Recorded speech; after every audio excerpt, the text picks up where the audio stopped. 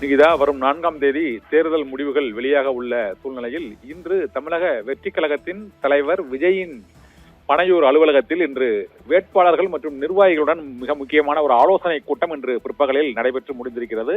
அந்த ஆலோசனை கூட்டத்தில் 233 தொகுதிகளிலும் போட்டியிட்ட வேட்பாளர்கள் மற்றும் அந்த கட்சியின் முக்கிய நிர்வாகிகள் கலந்து கொண்டிருக்கிறார்கள். வாக்கு எண்ணிக்கையின் போதும் தேர்தல் முடிவுகள் வெளியான பிறகும் தாவேகா வேட்பாளர்கள் எவ்வாறு நடந்து கொள்ள வேண்டும் என்பது உள்ளிட்ட பல்வேறு விஷயங்கள் ஆலோசிக்கப்பட்டிருக்கின்றன.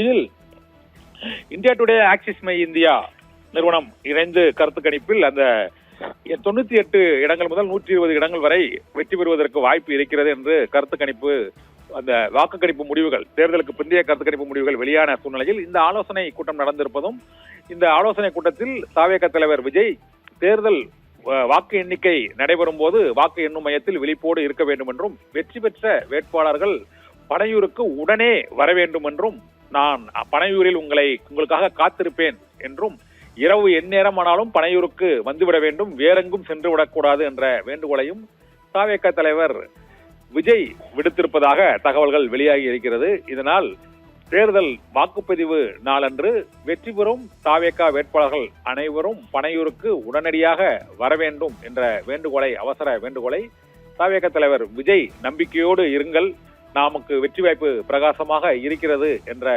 வேண்டுகோளையும் தாவேகா நிர்வாகிகளுக்கும் வேட்பாளருக்கும் இன்று பனையூரில் நடைபெற்ற அந்த ஆலோசனை கூட்டத்தில் விடுத்திருக்கிறார். இந்த ஆலோசனை கூட்டத்தில் பங்கேற்ற அந்த வேட்பாளர்கள் இருக்கக்கூடிய அந்த பேட்டியை நாம் இப்போது பார்க்கலாம். ஜென்ரல் நான் ஃபேஸ் பண்ணது கிரவுண்ட் ரியாலிட்டியை சொல்லிடுறேன். மக்கள் ஆல்ரெடி டிசைட் பண்ணிட்டாங்க. இந்த எக்ஸிட் போல் இல்லை தேர்தலுக்கு முன்னாடி கருத்து கணிப்பு இதெல்லாம் இல்லாமல் மக்கள்கிட்ட நாங்கள் டைரெக்டாக ஒரு 30 days நம்ம ட்ராவல் பண்ணதுனால, அவங்க ஓட்டிங் டே அவங்க கூட இருந்ததுனால நான் பார்த்தது சொல்கிறேன். ஆல்ரெடி டிசைடட் இது. You will come to know on May 4th. கண்டிப்பாக நீங்கள் எல்லாம் தெரிஞ்சுக்க போகிறீங்க.